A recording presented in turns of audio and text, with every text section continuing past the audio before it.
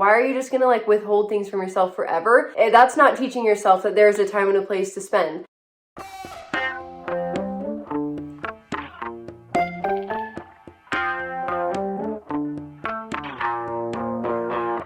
Hello you guys, welcome back to my channel. I hope you're super excited to be here. I know I am. We're gonna talk about how to stick to a budget when you have high fixed expenses.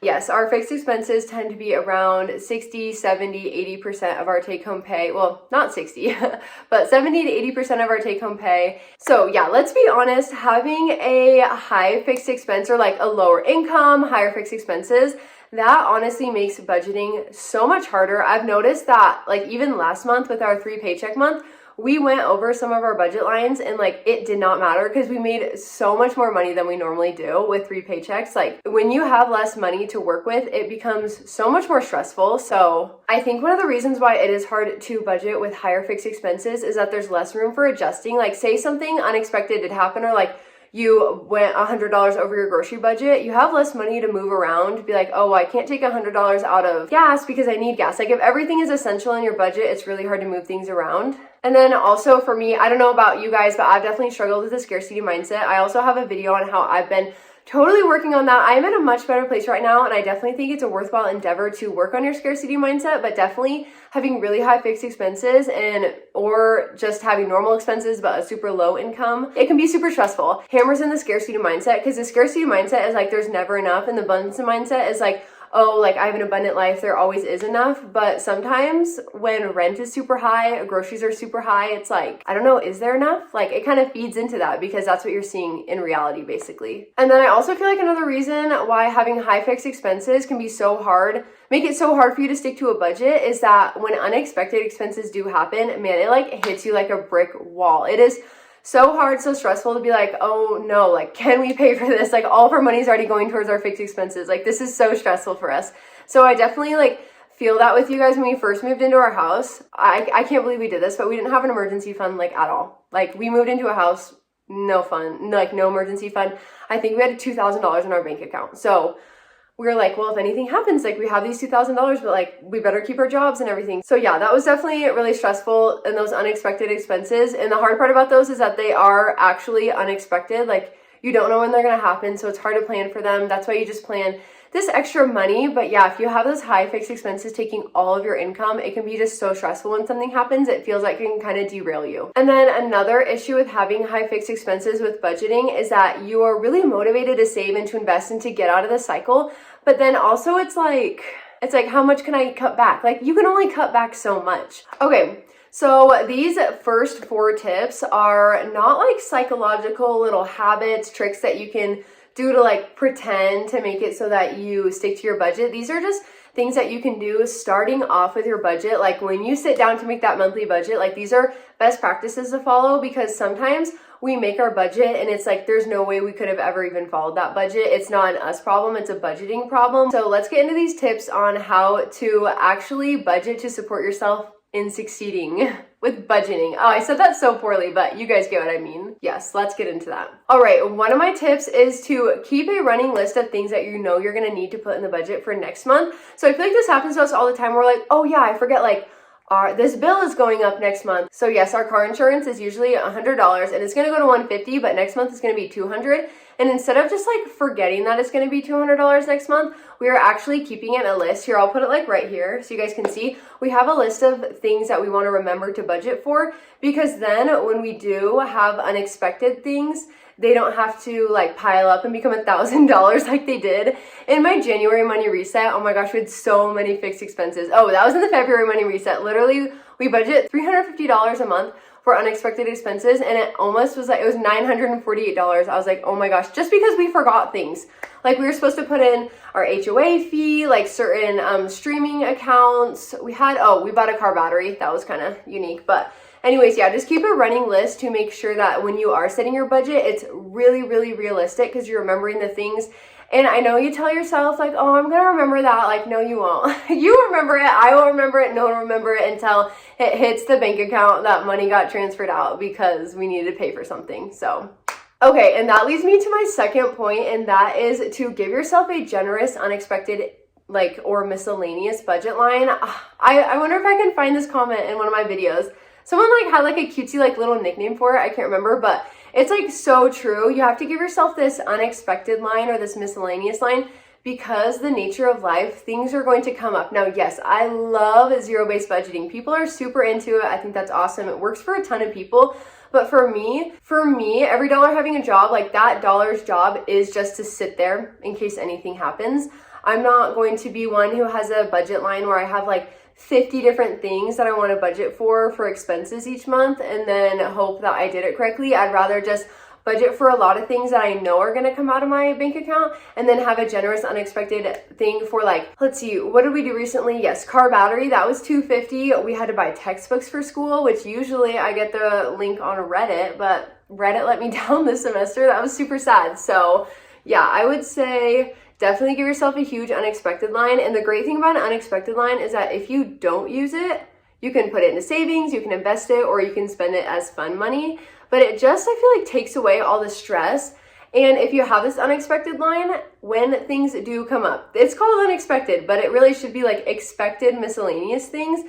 When things do come up, you don't have to feel like your whole budget got derailed because you had to spend $200 on a car battery. Like, you don't have, especially if you struggle with that all or nothing mindset, like I know I do, I never have to feel completely derailed because I know, like, oh, we have that extra money if something comes up that's like $100. So we personally give ourselves $350, and I don't know how much that is. I know our meet Sadie says give yourself like 5%, 10, oh no, he says 15% of your income is unexpected. Maybe January was the first month that ever really happened. We got close to that, but usually $350 is good, and we're usually bringing home about like $7,000 a month. So whatever works for you, definitely track your expenses to see how much normally is like unexpected.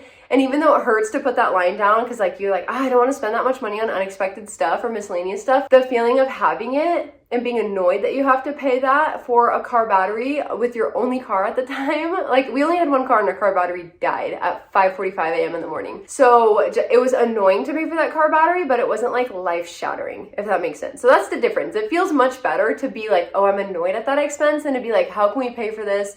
We're gonna have to go into debt, if that makes sense. Okay, and then the third tip for supporting yourself in budgeting success is to set realistic budget amounts. So I definitely agree with this, but if you guys wanna see this in action, Zoe Pritchard actually just did her like money reset for the month or something. I'll try to link it down below, but she was setting super realistic budget lines and budget amounts for each thing. So instead of going in and being like, oh, I think I'm gonna spend $100 on gas, be like, well, I fill up on gas once a week, and gas is usually $48 every time I fill up. Like, literally get out your calculator and put that number in there, because that is going to make it so that you don't feel absolutely derailed when you inevitably do spend $200 on gas. So, because that is just setting yourself up not to succeed. So pull out that calculator and get real with the numbers. And obviously it's like so annoying when you're like, oh, I really don't want to spend that much on groceries or gas or pet care. Just do it. You'll be grateful later. And then eventually over time, as you're doing that, it'll like become normal to you, and you won't have to like freak out every time and be like, oh, I can't spend that much on pet care. Like, well, in reality, you are going to spend that much on pet care, so you might as well face the music, like actually look at the numbers, and yeah, just like be realistic in your budget, or else you'll never be able to stick to it. Okay, sorry, I had to move you guys. There was like a little like light shadow thing forming on my face. But the last tip to set yourself up for budgeting success is to find a method that works for you. So not even like a method, just find anything that makes it fun. If you guys have seen my money videos or my spreadsheet, I found a budget spreadsheet for 99 cents on Etsy. I know, crazy splurge. But I was doing the Google spreadsheet, like the Google Sheets spreadsheet budget. It's free, which I really liked that. But eventually I was like, I'm kind of bored of this. And has it really changed our life that I have a cuter budget spreadsheet now? No. But I just think it's like, if money is such a big part of your life and this is going to be a huge thing and budgeting is hard for you, I think that you should definitely make it a fun experience. So I prefer doing it on a super cute budget spreadsheet. Yeah, and there's also like cash budgeting. There's the YNAB app. There's the Dave Ramsey one, Every Dollar. Yeah. So there's a lot of different ways that you can do it. You can also do it on paper. Find what really works for you, because honestly, life is too short to hate your budgeting method and then never budget and then get into a vicious cycle. So I definitely recommend finding something that you love. It will just change like your relationship with money if you enjoy going and looking at your budget. Also, that's another thing, like I feel like looking at your bank account or opening the app, like your bank account app, can be such a stressful experience, because I remember when I was like younger in college, which I'm in my last semester right now, gonna graduate super soon, but I was in my first semester of college, and I just remember being so scared to check my bank account because I was so terrified of looking and there probably being $0. Because I know like sometimes if you forget about something that's going to be pulled out of your bank account, like when you check it, when you don't have very much money, there like actually is only $0 left in there. So that was really stressful. But over time, as you check it more and more often, like say you're like, okay, well, the longer I go without checking it, the more stressed out I get. Like make it part of your budgeting method or budgeting routine to check your to check your bank account more often. Okay, now we are gonna go to the budgeting tips that help you psychologically or behaviorally try to stick to your budget better. And now obviously these won't all work for you. They're just from my experience what has really, really helped us stick to a budget. Now, obviously during lean times, it's much harder to stick to a budget. When we were saving for a house, like, oh my gosh, we were spending nothing. And it was like, you have to get creative, honestly, to stick to a budget when you're not making that much money, or you're saving all your money, or your expenses are super high. So yes, let's get into those tips and tricks. So number one is to create a wish list, which you guys have all heard. If you really want something and you struggle with impulse spending, just put it on your wish list, and I'll show you guys ours right here. Those are just a couple things that I've been wanting recently, and that's really great for like when Christmas or your birthday comes up, which I just had my birthday, so it's like so great. I feel like this like trend of having a wish list has become like, oh, trick yourself by putting it on this wish list and then never buying it. For me, if you're budgeting and you have like an unexpected income that comes into your bank account, or something is crazy low, like an expense that month, if you have those times and you can fit those wish list items into your budget, I think that is a way to show yourself like, hey, I'm actually not restricting you. There's a time and a place to buy certain things.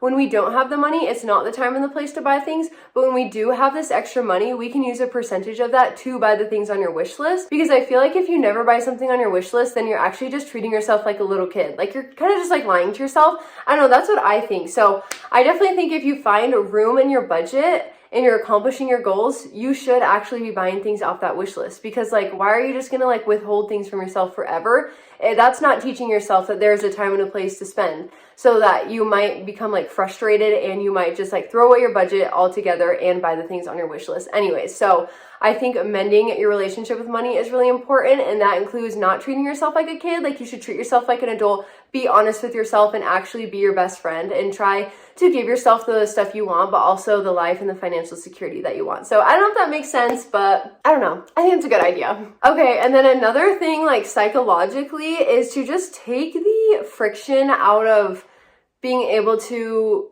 like live your budget and stick to your budget. And one of the big things I've noticed is having retail apps on my phone and subscribing to marketing emails, because obviously you have to subscribe to every marketing email to get 10% off your first purchase, but then there's like a ton of shipping costs, you never buy anything, and then randomly you're just like on all these marketing lists. So I don't really have social media. Obviously I do YouTube and stuff, but like that's not social media. Just kidding. I don't know. I noticed that I never have anything to scroll on my phone, so I just go to the marketing section of my email and I just like scroll through that, or I'll scroll through, I know like scrolling through the Target app, I would do that every waking moment of my life. And there was a direct correlation between how much I scrolled and how much I bought on Target.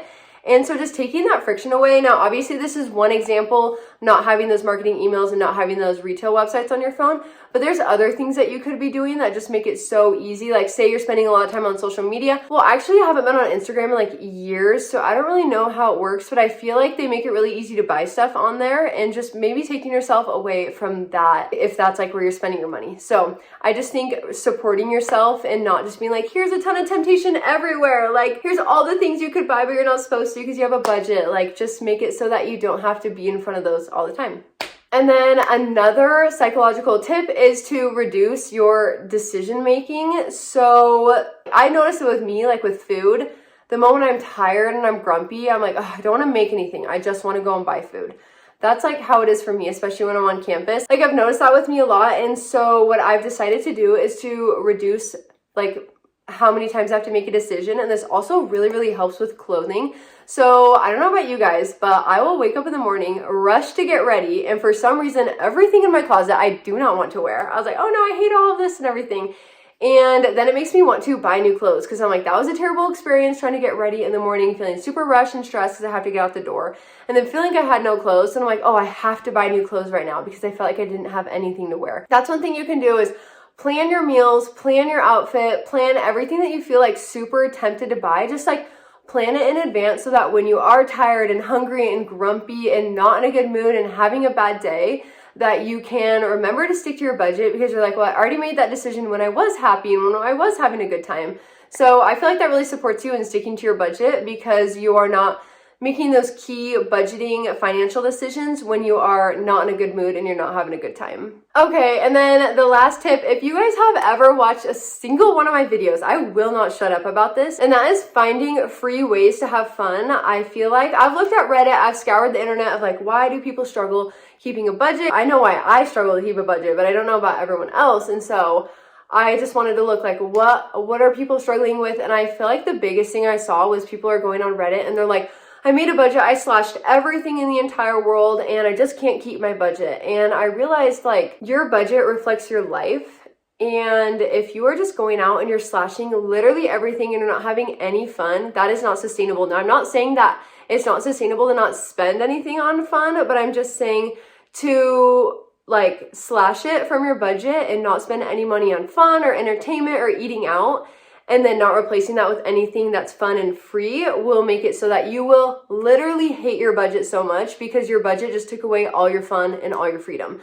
So I definitely recommend finding free ways to have fun because then you won't feel like you're missing out on a lot. And I feel like that's a big thing about budgeting is feeling like, oh, I don't want to miss out on my life in my 20s and my 30s because I'm saving for retirement, which is in your 60s. Like that feels so far away. I know obviously it'll come in the blink of an eye, as everyone says, but like that is so far away. I don't even know who I'm going to be when I'm 67 years old. So it feels really hard to think like, oh, I'm just going to save and I'm not going to spend any money on fun these days. But you can still have fun. You can still go outside. You can do fun outdoor activities. You can have a candlelit dinner inside, eating what you would have normally already eaten, have movie nights with friends, make desserts, have bake-offs. Like there are so many fun and free things that you can do, especially you can look at AI and see what you can do because I just feel like we're so programmed to think that we can only have fun if we're spending money. And I do know if you have friends who are like strictly only go out and drink or go out and eat or go out and do things you have to pay for, like that can be really hard to be like, hey guys, like sorry, I can't come